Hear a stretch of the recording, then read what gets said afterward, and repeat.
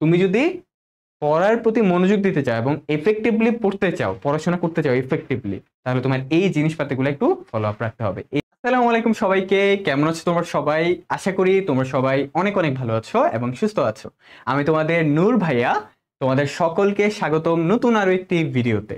অনেকের প্রশ্ন ছিল যে ভাইয়া, পরীক্ষা তো সামনে, কিন্তু পড়ার টেবিলে মন বসে না, মন আসলে অন্যদিকে চলে যায়, মন উড়ু উড়ু করে অন্যদিকে চলে যায়। এখন পড়াশোনায় মনোযোগটা কিভাবে দিব ভাইয়া, প্লিজ আমাকে একটু সাজেশন দেন। দেখো ভাইয়া, নূর ভাইয়ের পক্ষ থেকে তোমাকে ছোট্ট কয়েকটা টিপস অ্যান্ড ট্রিক্স দিয়ে দিচ্ছি।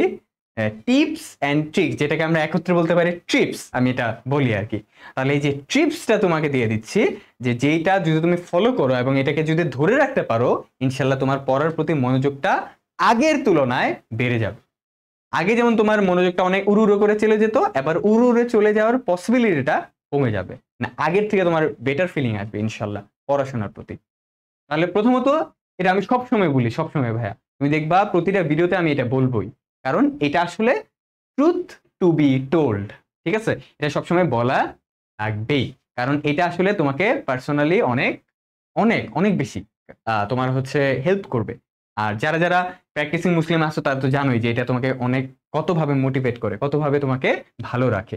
তাহলে শুরুতে হচ্ছে পড়াশোনার মানে পড়ায় যখন টেবিলে বসবা, বসার শুরুতে তুমি রাব্বি জিদনি ইলমা, অর্থাৎ আল্লাহর নাম স্মরণ করে তুমি পড়তে বসবা, অর্থাৎ আল্লাহ যাতে তোমার জ্ঞানটা বাড়ায় দেয় এবং তোমার স্মৃতিশক্তি যাতে বাড়ায় দেয়, অনেকদিন পর্যন্ত যাতে এই পড়াটা তোমার মনে থাকে। রাব্বি জিদনি ইলমা অবশ্যই পড়বা, এবং প্র্যাকটিসিং মুসলিম মানে যেটা বোঝাচ্ছি নিয়মিত নামাজ কালাম পড়তে হবে। এটা তোমার কাছে যদি থাকে তাহলে তুমি অনেক বেশি ফোকাস থাকতে পারবা নামাজ। আমাদের তুমি যখন নামাজে থাকো, এই জিনিসটা আমাদের কি বুঝায়, এই জিনিসটা আমাকে হেল্প করে অনেক বেশি ফোকাস থাকতে কোনো একটা জায়গায়।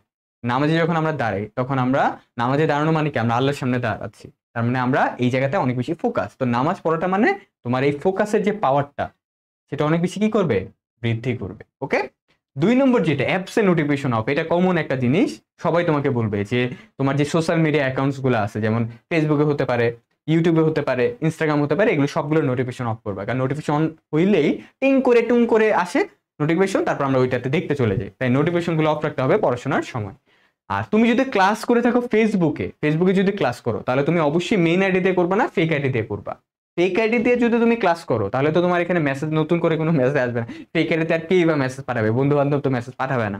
আর ফেক আইডি নিউজ ফিডেও কোনো বন্ধু বান্ধব কোনো কিছু পোস্টও করবে না, তা দেখারও সুযোগ নাই। ফেক আইডি দিয়ে ক্লাস করবা, ক্লাস করার শেষে চলে আসবা, শেষ, এতটুকুই। তাহলে ফেসবুক ক্লাস করার জন্য ফেক আইডি একটা এক্সট্রা রেখে রাখবা, ঠিক আছে?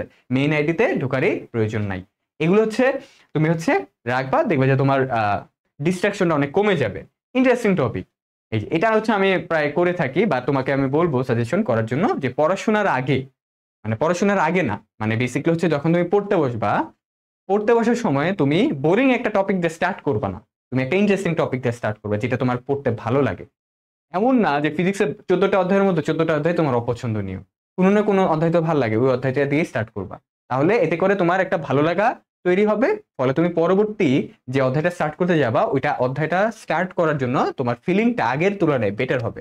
যেমন আমি তোমাকে বলি, আমি এখন ধরো আমি আমি আমার ধরো জৈব যৌগ ভাল লাগে না, ধরো আমার জৈব যৌগ ভাল লাগে না। এখন আমি যদি জৈব যৌগটা পড়াটা স্টার্ট করতে যাই, তাহলে আমার অবশ্যই মনটা অন্যদিকে চলে যাবে, কারণ আমার যেই চ্যাপ্টারটা ভালোই লাগে না, তাহলে আমি এটা যদি এখন পড়তে যাই, আমার ভালো লাগে, মনটা অন্যদিকে চলে যাবে, স্বাভাবিক।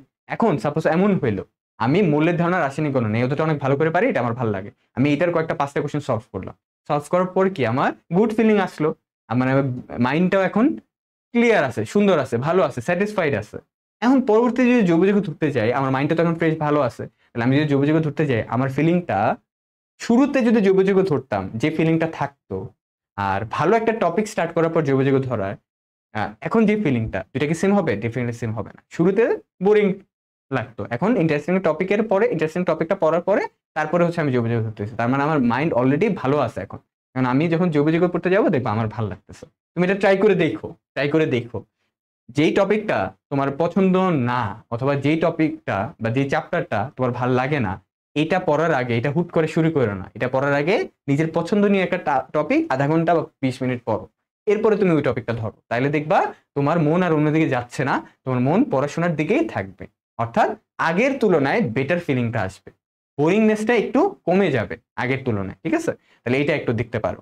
তাহলে তুমি হচ্ছে ইন্টারেস্টিং একটা টপিক দিয়ে স্টার্ট করতে পারো। এরপরে স্টিকি নোট বা ডায়েরি, তোমার টেবিলের সামনে অথবা টেবিলের সামনে যদি দেয়াল থাকে ওখানে স্টিকি নোট রেখে দিবা। এগুলো কি করে, এগুলো হচ্ছে আমাদেরকে বারবার অ্যালার্ম দেয়, নোটিফাই করে যে আমার আজকে এই অধ্যায়গুলো শেষ করতে হবে, আমি এই সময়ের মধ্যে এই অধ্যায়গুলো শেষ করব। তো এগুলো কি হয়, এগুলো আসলে মনকে ব্যস্ত রাখে পড়াশোনায়, যে আমার চারিপাশে যখন পড়াশোনার জিনিস থাকবে তখন আমার ডিস্ট্রাকশন হওয়ার পসিবিলিটিটা কমে যাবে। তাই স্টিকি নোটগুলো বাজার থেকে কিনে দেয়ালে টাঙায় রাখবা। এই একটা একটা টাস্ক শেষ হবে, একটা একটা টাস্ক শেষ করার পরে টিক দিবা, এইভাবেই আগাবা। ঠিক আছে, তাহলে স্টিকি নোটগুলো অথবা তুমি একটা ডায়েরি রাখতে পারো অথবা একটা কাগজে লিখে রাখতে পারো, আজকে করবো, দেয়ালে টাঙায় রাখলা, একটা শেষ করে টিক দিবা, একটা শেষ করে টিকবে। এইটার ফলে তোমার মোটিভেশনটা অনেক বৃদ্ধি পাবে। আর মোটিভেশন যদি বৃদ্ধি পায় তাহলে তোমার পড়ার প্রতি মনোযোগ আগের তুলনায় বৃদ্ধি পাবে। Last but not the least, তুমি পড়াশোনা শুরু করার আগে কিছু ছোটখাটো কুইজ বা এমসিকিউ দিয়ে স্টার্ট করতে পারো। ঠিক আছে, এতে করে তোমার পড়াশোনাটা আগের তুলনায় একটু গুড ফিলিং আসবে। যেকোনো এমসিকিউ গুলো সলভ করবে, এটা হতে পারে ম্যাথমেটিক্যাল এমসিকিউ যেটা তোমার ইন্টারেস্টিং লাগবে, ম্যাথমেটিক্যাল এমসিকিউ দিয়ে স্টার্ট করতে পারো। এরপরে তুমি অন্য চ্যাপ্টার বা অন্য বিষয়ের প্রতি গেলা, তো তুমি স্টার্ট করতে পারো দুইটা দিয়ে। আমি দুইটা অপশন দিলাম, একটা হচ্ছে ইন্টারেস্টিং টপিক দিয়ে যেটা তোমার পছন্দনীয়, অথবা যে কোনো টপিকের উপর এমসিকিউ দিয়ে। তাহলে দেখবা তোমার মনটা ডাইভার্ট হওয়ার পসিবিলিটি কম। মন আসলে ডাইভার্ট কেন হয়, কারণ যেটা আমার যখন আমি কোনো একটা টপিক পড়তে যাব, ওই টপিকটা যদি আমার ভালো না লাগে তাহলে মন তো অন্যদিকে যাবেই। অথবা আমি যদি ওই টপিকটার প্রতি মানে আমি আগে থেকে যদি একটা নেগেটিভ ইমপ্রেশন বৃদ্ধি করে রাখি, এবং নেগেটিভ ইমপ্রেশন বৃদ্ধি করার পরে এবং আমি যদি ওই ব্রেইনটা নিয়ে, ওই মাইন্ডসেটটা নিয়ে আমি যদি পড়তে বসি, তাহলে তো মন অন্যদিকে যাবে। এখন মাইন্ডসেটটা যদি আগে থেকে সেট করতে পারি কোনো একটা ভালো টপিক দিয়ে বা কোনো একটা পছন্দের টপিক দিয়ে, তাইলে আমার মন আর ডাইভার্ট হওয়ার পসিবিলিটি থাকবে না, মানে পসিবিলিটি খুব কমে যাবে আর কি। তাহলে ভাইয়া, তুমি যদি পড়ার প্রতি মনোযোগ দিতে চাও এবং এফেক্টিভলি পড়তে চাও, পড়াশোনা করতে চাও এফেক্টিভলি, তাহলে তোমার এই জিনিসপাতিগুলো একটু ফলো আপ রাখতে হবে। এইগুলা তুমি যদি ফলো আপ রাখতে পারো এবং ডেইলি রাখতে পারো, উইকলি রাখতে পারো, মান্থলি রাখতে পারো, মানে আমি বলতে চাচ্ছি ডেইলি ফলো রাখবা, উইকলি 7 দিনে এটা ফলো রাখবা, মান্থলি 30 দিনে ফলো আপ রাখতে পারো, তাহলে তুমি ইনশাল্লাহ তোমার আগের তুলনায় তোমার পড়াশোনা জার্নিটা একটু সহজ হবে, তোমার স্টাডিটা আগের তুলনায় এখন বেশি এফেক্টিভ হবে। তোমার মনটা আগে উড়ু উড়ু করে যেত, এখন উড়ু উড়ু করে যাওয়ার পসিবিলিটিটাও কি হবে, কমে যাবে। ওকে, তাহলে অবশ্যই এগুলো ফলো আপ করো, ফলো আপ করে কেমন রেজাল্ট পাইলা অবশ্যই নূর ভাইকে জানাই দিও। ওকে, তোমার ফিডব্যাকটাই অনেক বেশি কাজে দিবে বাকি স্টুডেন্টদেরকেও। ওকে, অবশ্যই ফ্রেন্ডদেরকেও জানাই দিও। তাহলে এই ছিল ছোট্ট একটা সাজেশন নূর ভাইয়ের পক্ষ থেকে, how to study effectively without any distraction. Okay, তাহলে দেখা হবে আরো একটি ভিডিওতে। সবাই ভালো থেকো, সুস্থ থেকো।